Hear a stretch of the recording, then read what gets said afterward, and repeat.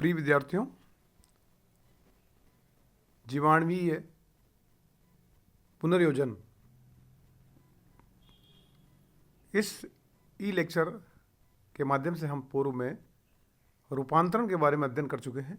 इसी का दूसरा भाग लेकर के मैं आपके सामने उपस्थित हूँ। ये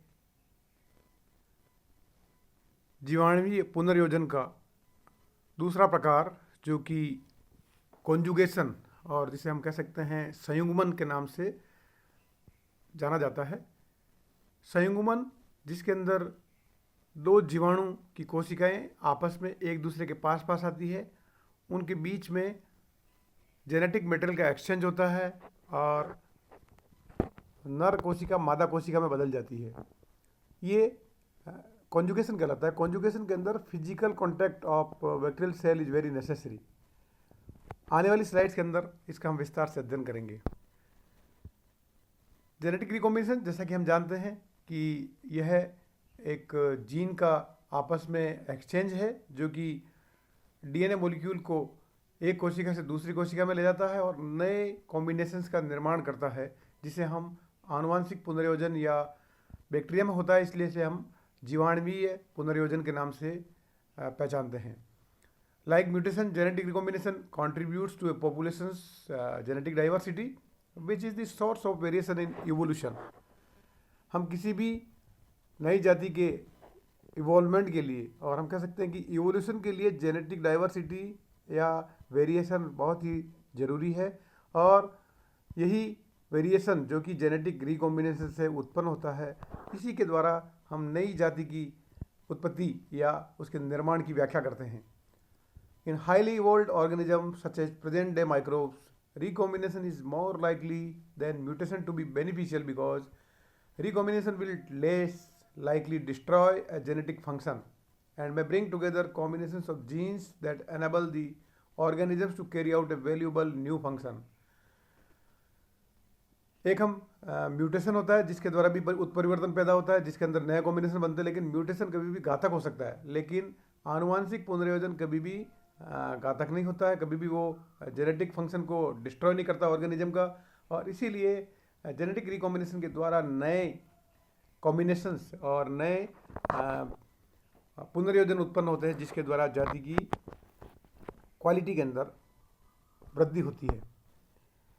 जेनेटिक रिकॉम्बिनेशन, जैसा कि हमने पहले बात की थी, 3 प्रकार का होता है: transformation, conjugation and transduction. Transformation हम पूर्व में अध्ययन कर चुके हैं, आज हम कॉन्जुगेशन का अध्ययन करेंगे। Conjugation क्या है? What is conjugation? Conjugation is the transfer of genetic material between bacterial cells of opposite mating type that are in physical contact with each other. यहाँ पर हम ये कह सकते हैं कि संयुग्मन वह प्रक्रिया है जिसके अंदर दो विभिन्न प्रकार की जीवाणु कोशिकाएं आपस में पास पास आती है, उनके बीच में फिजिकल कांटेक्ट होता है और फिजिकल कांटेक्ट होने के साथ ही एक जीवाणुवीय कोशिका से दूसरी जीवाणुवीय कोशिका के अंदर जेनेटिक मटेरियल का स्थानांतरण हो जाता है। और हम ये कह सकते हैं कि conjugation is a process in which DNA is transferred from bacteria, that is donor cell, to the recipient cell by cell to cell contact. So in this process physical contact और cell to cell contact is very necessary, without which conjugation cannot take place. Conjugation was discovered by Lederberg and Totem in 1946 by E. coli bacteria, that is Escherichia coli bacteria found in the alimentary canal of human beings, and this process was discovered in this bacteria. This process needs extra chromosomal DNA that is called as plasmid. Plasmid एक अतिरिक्त गुणसूत्रीय DNA होता है जो कि bacteria की कोशिका में पाया जाता है, और बैक्टीरिया की कोशिका के अंदर ये स्वयं अपनी प्रतिकृति कर सकता है, अपनी मल्टीप्लिकेशन कर सकता है। ये उसके डीएनए पर डिपेंडेंट नहीं होता है, और ये कई सारे दूसरे नॉन एसेंशियल जीन्स कैरी करता है जो कि बैक्टीरिया की ग्रोथ के लिए, उसके नॉर्मल कंडीशंस के लिए ज़रूरी होते हैं। कहीं जगह पर वो स्ट्रेस को कम करने के लिए कोशिका के अंदर ऐसे जीन्स भी उसके पास सकता है, जैसे एंटीबायोटिक रेजिस्टेंस जीन्स भी जो है वो प्लाज्मिड के ऊपर पाए जाते हैं। और प्लाज्मिड कॉन्जुगेटिव या ट्रांसफरेबल होने के कारण एक कोशिका से दूसरी कोशिका में आसानी से स्थानांतरित हो जाता है। Single strand is transfer from donor to recipient. Conjugation के अंदर एक कोशिका से दूसरी कोशिका के अंदर प्लाज्मिड का एक हिस्सा ट्रांसफर हो जाता है। ई कोलाई के अंदर इस फर्टिलिटी फैक्टर जो कि प्लाज्मिड कहलाता है, इसको ट्रांसफर होता हुआ देखा गया है। Donor cells with F factor are called as F cells, F plus cells, and recipient cells without F factor are called as F minus cell. तो ई कोलाई के अंदर दो प्रकार की कोशिकाएं पाई जाती है, जिसे हम एक को नर कोशिका या एफ प्लस कोशिका या दाता कोशिका कहते हैं, जिसके अंदर एफ फैक्टर या प्लाज्मिड की उपस्थिति पाई जाती है। तो ऐसी कोशिकाएं जिनके अंदर एफ फैक्टर या प्लाज्मिड पाया जाता है उसे हम एफ प्लस कोशिका कहते हैं, और वो दाता कोशिका होती है। जबकि दूसरी कोशिका जिसके अंदर एफ फैक्टर नहीं होता है उसे हम एफ माइनस कोशिका कहते हैं, या उसको हम ग्राही कोशिका कहते हैं, मादा कोशिका कहते हैं। So donor cells transfer F factor to recipient cells, और जैसा कि मैंने आपको पहले बताया है कि दाता कोशिका जब अपना डीएनए रेसिपिएंट कोशिका या ग्राही कोशिका में स्थानांतरित करती है तो प्लाज्मिड की कॉपी ट्रांसफर हो जाने के कारण वो ग्राही कोशिका भी दाता कोशिका में बदल जाती है। और हम कह सकते हैं जब एफ प्लस और एफ माइनस कोशिका के बीच में कॉन्जुगेशन होता है तो जो रेसिपिएंट कोशिका होती है वो एफ माइनस जो कोशिका होती है वो भी एफ प्लस में बदल जाती है। If donor cell F factor में integrate with host chromosome then becomes HFR cell. ऐसा भी देखा गया कि कभी जो प्लाज्मिड का जो डीएनए होता है वो मुख्य कोशिका के डीएनए के साथ में इंटीग्रेट कर जाता है, और जब ऐसी कोशिका जिसके अंदर प्लाज्मिड के डीएनए मुख्य कोशिका के डीएनए के साथ में इंटीग्रेटेड पाया जाता है तो उसे हम HFR कोशिका कहते हैं। HFR कोशिका क्यों कहते हैं? जब प्लाज्मिड का डीएनए बैक्टीरिया के मुख्य डीएनए के अंदर इंटीग्रेट कर जाता है तो वो एपिसोम का निर्माण कर लेता है, और एपिसोम का निर्माण होने के कारण उसके अंदर फ्रीक्वेंसी रिकॉम्बिनेशन की बढ़ जाती है, और कह सकते हैं उसकी 1000 गुना डीएनए ट्रांसफ़र करने की आवृत्ति बढ़ जाती है, और इसी कारण से ऐसी कोशिकाएं हाई फ्रीक्वेंसी HFR कोशिकाएं कहलाती है। Conjugation between HFR and F minus cells results in the replication of chromosome with F factor, और ऐसी कोशिकाओं के बीच में भी कॉन्जुगेशन देखा गया है जिसमें से HFR कोशिका और F माइनस कोशिका के बीच में जब रिकॉम्बिनेशन होता है तो पेरेंटल स्ट्रैंड जो है HFR कोशिका से उसकी F माइनस कोशिका में ट्रांसफर हो जाती है, और इसी वजह से जो बनने वाली कोशिका होती है वो रिकॉम्बिनेंट बन जाती है। Complete transfer of chromosome does not takes place.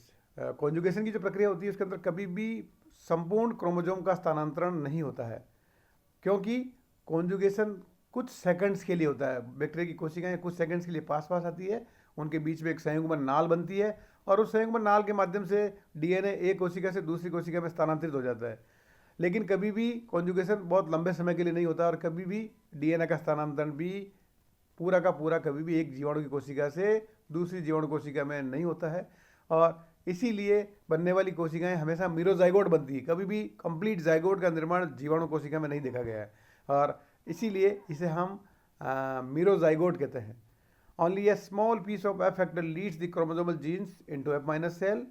The small strand containing chromosomal genes recombines with DNA of F minus cell. और जब एक स्ट्रैंड दूसरी बैक्टीरिया कोशिका में जाती है तो वहाँ से कुछ उसका डीएनए का भाग रिप्लेस कर देती है, और एफ माइनस कोशिका के अंदर वो डीएनए का भाग जाकर के जुड़ जाता है। और ऐसी कंडीशन के अंदर जो बनने वाली कोशिका होती है वो एफ प्राइम हो जाती है। HFR और एफ माइनस के बीच में जब भी रिकॉम्बिनेशन होता है तो उसके अंदर कभी भी पूरी की पूरी कोशिका एफ प्लस में कन्वर्ट नहीं हो पाती है, क्योंकि उसके अंदर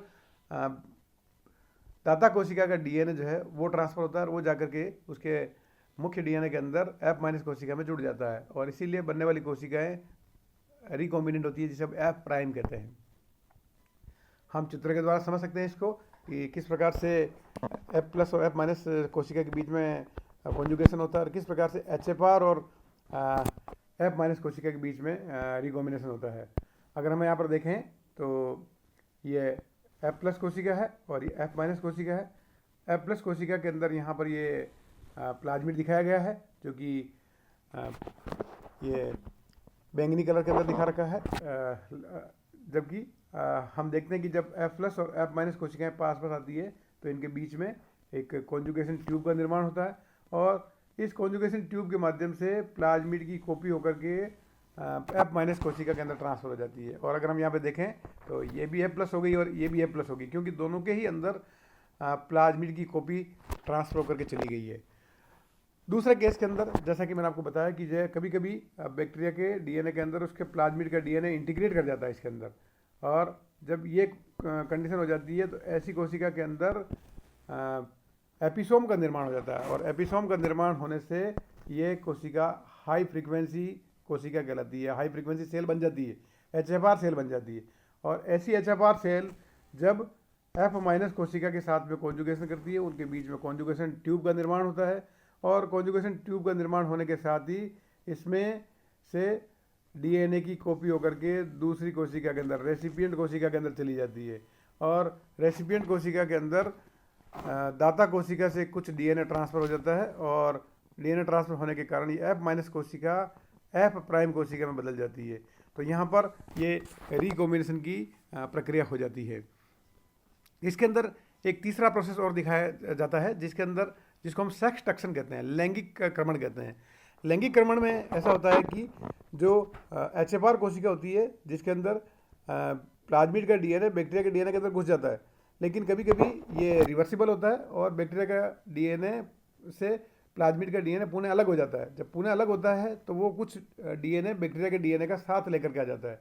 तो ऐसी कोशिका जब प्लाज्मिड जो है मुख्य डीएनए से पृथक होता है, और पृथक होकर के जब वो बैक्टीरिया का कुछ डीएनए अपने साथ ले आता है, वो वापस पुनः F प्लस में बदल जाता है, और ये जब F माइनस कोशिका के साथ में कॉन्जुगेशन करता है तो अपनी प्लाज्मिड की पूरी कॉपी करके वो रेसिपिएंट कोशिका के अंदर, दाता कोशिका से ग्राही कोशिका के अंदर ट्रांसफ़र कर देता है। और जब प्लाज्मिड जो है वो दाता कोशिका से ग्राही कोशिका में चला जाता है तो वहाँ जाकर के ये पहले बैक्टीरिया से जो डीएनए उसके पास में प्लाज्मिड के अंदर है वो लेकर के ग्राही कोशिका के अंदर प्रवेश कर जाता है। तो इस प्रकार से बैक्टीरिया के मुख्य डीएनए का ट्रांसफ़र प्लाज्मिड के माध्यम से एक कोशिका से दूसरी कोशिका में जब होता है तो इसे हम लैंगिक क्रमण कहते हैं। कहने का मतलब यहाँ पर है कि ये लैंगिक कारक के द्वारा जीवाणु की एक कोशिका से दूसरी कोशिका में डीएनए का स्थानांतरण होता है, और इसीलिए इसे हम लैंगिक क्रमण के नाम से जानते हैं। तो जीवाणु की कोशिका के अंदर ये 3 प्रकार के कॉन्जुगेशन के तरीके बताए गए हैं। पहला F plus into F minus कोशिका, जो कि नॉर्मल कॉन्जुगेशन होता है। इसके अंदर जब F प्लस और F माइनस कोशिका आपस में कॉन्जुगेट करती है तो दोनों ही कोशिकाएं F प्लस बन जाती है।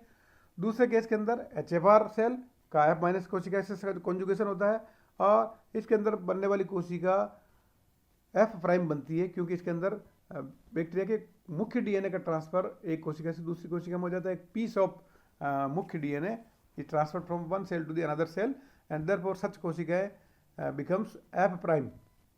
Whereas in third case,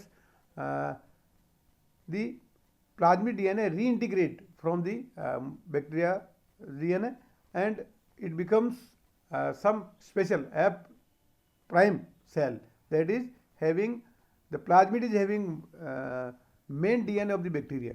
When it conjugates with F minus cell, then it transfers DNA of donor cell, that is main DNA of donor cell, from donor cell to the recipient cell with the help of plasmid, and therefore it is called as sextuction, और इसी प्रक्रिया को हम लैंगिक क्रमण के नाम से भी जानते हैं।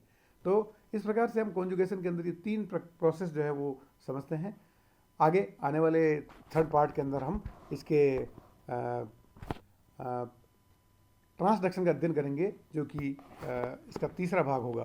तो ये सारा हमने कॉन्जुगेशन के बारे में अध्ययन किया है। आप इसको और समझने की कोशिश करें और इसको आगे अपने अध्ययन के अंदर कंटिन्यू करें। धन्यवाद।